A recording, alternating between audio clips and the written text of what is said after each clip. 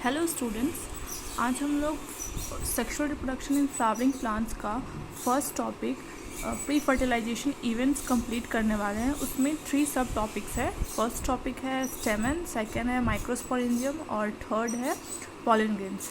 तो first topic है स्टेमन। उसमें का मतलब क्या होता है? स्टेमन जो होता है एंड्रोशियम होता है, male reproductive part of plant.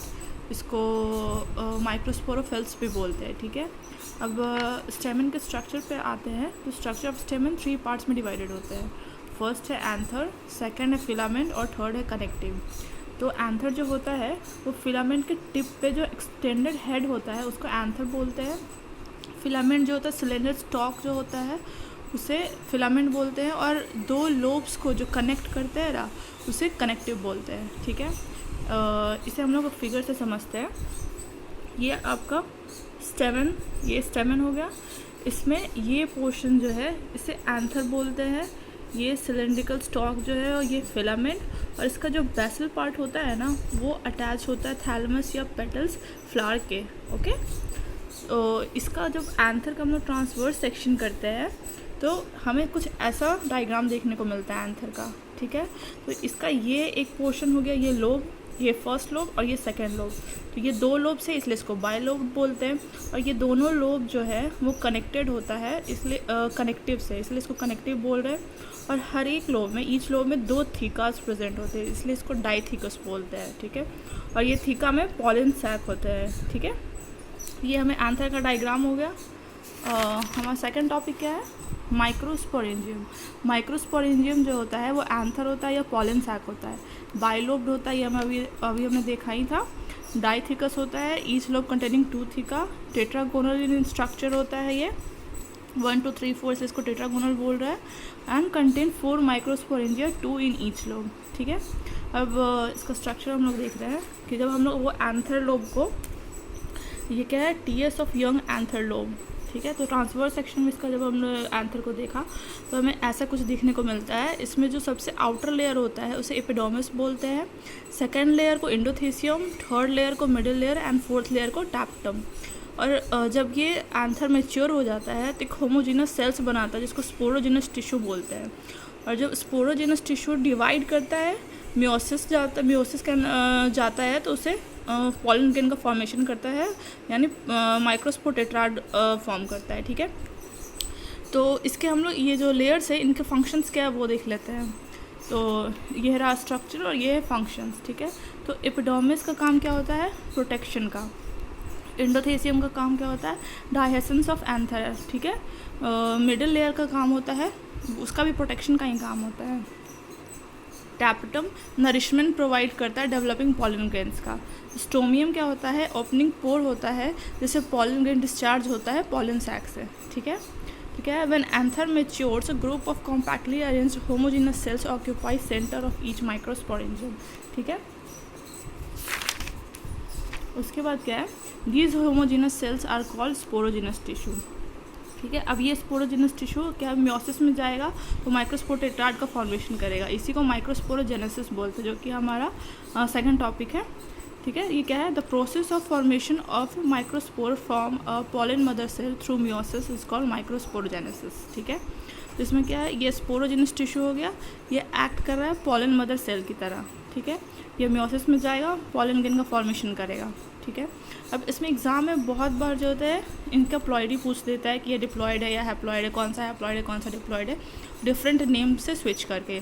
ठीक है, जैसे कि माइक्रोस्पोरोफिल है तो इसको स्टेमन बोलते हैं, माइक्रोस्पोरेंजियम जो है उसे एंथर या पॉलन सैक बोलते हैं, और माइक्रोस्पोर को पॉलन ग्रेन बोलते हैं।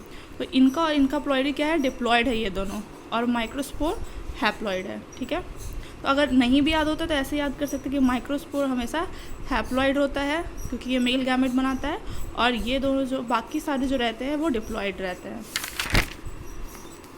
अब जब पॉलन ग्रेन बन गया तो पॉलन ग्रेन का स्ट्रक्चर भी हम लोग देख लेते हैं क्या होता है। ठीक है, तो पॉलन ग्रेन क्या है? मेल गैमेटोफाइट है, स्फेरिकल होता है स्ट्रक्चर में, और 25 to 50 माइक्रोमीटर डायमीटर का होता है ये। तो इसका स्ट्रक्चर में 2 लेयर्ड वॉल होते हैं, एग्जाइन एंटाइन। एग्जाइन मेडअप होता है स्पोरोपोलिनिन का, और इसको डिग्रेड कोई भी एंजाइम अभी तक तो नहीं कर पाया है। ठीक है, ये सेकंड लेयर है इंटाइन, जो कि इनर वॉल होता है made up of cellulose and pectin का बना रहता है। जर्म पोर, जब जो पॉलन ग्रेन्स होता है उसमें सारे तरफ एग्जाइन रहता है, बट एक पोर्शन होता है, एक पॉइंट होता है जहाँ पे एग्जाइन एब्सेंट होता है, जहाँ एब्सेंट होता है वहीं पे पॉलन ट्यूब का फॉर्मेशन होता है। तो ये हो गया जर्म पोर। अब इस पॉलन ग्रेन के अंदर 2 डिवीजन्स होते हैं, ठीक है। तो फर्स्ट डिवीज़न जो होता है वो पॉलन ग्रेन के अंदर होता है, तो 2 सेल का फॉर्मेशन होता है। उसमें फर्स्ट सेल्स जो होते हैं वेजिटेटिव सेल, दूसरा जनरेटिव सेल्स, और सेकेंड डिवीजन्स आकर only in generative cell and give rise to 2 male gametes इधर इन पॉलन ग्रेन्स और पॉलन ट्यूब। जैसे कि ये आपका पॉलन ग्रेन का स्ट्रक्चर है, तो आउटर लेयर क्या है आपका एग्जाइन, इसके अंदर ये क्या हो गया न्यूक्लियस, ये साइटोप्लाज्म, ये इंटाइन। तो इसमें जब फर्स्ट डिवीज़न होगा तो सेल डिवाइड करके 2 सेल का फॉर्मेशन होगा। एक लार्ज सेल बनता है जिसको वेजिटेटिव सेल या ट्यूब सेल्स बोलते हैं, और जो स्मॉल सेल्स होता है उसको जनरेटिव सेल्स बोलते हैं। और सेकेंड डिवीज़न जो होगा वो क्या होगा, जनरेटिव सेल्स में ही सिर्फ होने वाला है। तो यहाँ पे क्या हो जाएगा, सेकेंड डिवीज़न इन जनरेटिव सेल्स। तो ये आपका पॉलन ट्यूब बना, 2 मेल गैमेट्स का फॉर्मेशन हो गया, और एक ट्यूब सेल का न्यूक्लियस होता है, ठीक है। यहाँ पे एक ट्यूब सेल का न्यूक्लियस हो जाता है और 2 मेल गैमेट्स का फॉर्मेशन हो गया, ठीक है। अब पॉलन ग्रेन के यूज़ क्या है, इसको फूड सप्लीमेंट की तरह यूज़ कर सकते हैं, या फिर क्रॉप ब्रीडिंग प्रोग्राम में यूज़ किया जा सकता है, और या फिर प्रिजर्व करके रखा जा सकता है -196 डिग्री सेल्सियस पे, ठीक है, पॉलन बैंक में। और ये उसके कुछ पॉलन्स जो है एलर्जीज भी काउज करते हैं, जैसे कि पार्थेनियम के, ठीक है। तो अगर हम इसको सम अप करें, ये सारा जो भी हमने कंप्लीट किया है टॉपिक, जैसे कि stem and microsporangium and pollen grain, तो हम लोग क्विक रिवीजन करने के लिए एक फ्लो चार्ट बना करके भी याद रख सकते हैं। लाइक ये क्या हो गया आपका, फर्स्ट हमने पढ़ा स्टेमन, मेल रिप्रोडक्टिव ऑर्गन है, डिप्लॉयड होता है। इसमें क्या क्या स्ट्रक्चर में होता है, एंथर, फिलामेंट, कनेक्टिव, ठीक है। उसके बाद हमने पढ़ा एंथर, एंथर को क्या बोलते हैं, माइक्रोस्पोरेंजियम या पॉलन सैक बोलते हैं, ये भी डिप्लॉयड होता है। इसके अंदर क्या था, एपिडर्मिस, इंडोथेसियम, मिडिल लेयर, टैप्टम। तो एपिडर्मिस, इंडोथेसियम और मिडिल लेयर ये क्या होता है, इसका फंक्शन प्रोटेक्शन प्रोवाइड करता है और डाइजेशंस में हेल्प करता है। और टैप्टम क्या है, नरिशमेंट प्रोवाइड करता है डेवलपिंग पॉलन ग्रेन्स का। और स्पोरोजेनस टिश्यू क्या है, डिवाइड करता है, म्योसिस में जाता है तो माइक्रोस्पोर का फॉर्मेशन कराता है। अब माइक्रोस्पोर के स्ट्रक्चर में क्या होता है, एक एग्जाइन होता है, एक इंटाइन होता है। एग्जाइन हार्ड लेयर होता है, इंटाइन फाइब्रस लेयर होता है। ये 2 डिवीजन्स में जाते हैं पॉलन ग्रेन। तो फर्स्ट डिवीजन जब होता है तो वेजिटेटिव सेल और ट्यूब सेल का फॉर्मेशन करता है, और तो जनरेटिव सेल का। सेकेंड डिवीजन जब होता है तो 2 मेल गैमेट्स का फॉर्मेशन करता है, ठीक है। तो इन टॉपिक्स पे जो प्रीवियस ईयर क्वेश्चंस आए हैं नीट में, वो हम लोग डिस्कस कर लेते हैं। तो पहला क्वेश्चन क्या है कि pollen grains can be stored for several years in liquid nitrogen having temperature of, ठीक है। तो ये तो अभी हमने ऊपर में ही पढ़ा था कि पॉलन ग्रेन्स को हम लोग लिक्विड नाइट्रोजन में प्रिजर्व कर सकते हैं -196 डिग्री सेल्सियस। तो इसका तो ये वाला आंसर हो जाएगा, ठीक है। तो ये क्या है, नीट 2018 में आ रखा है।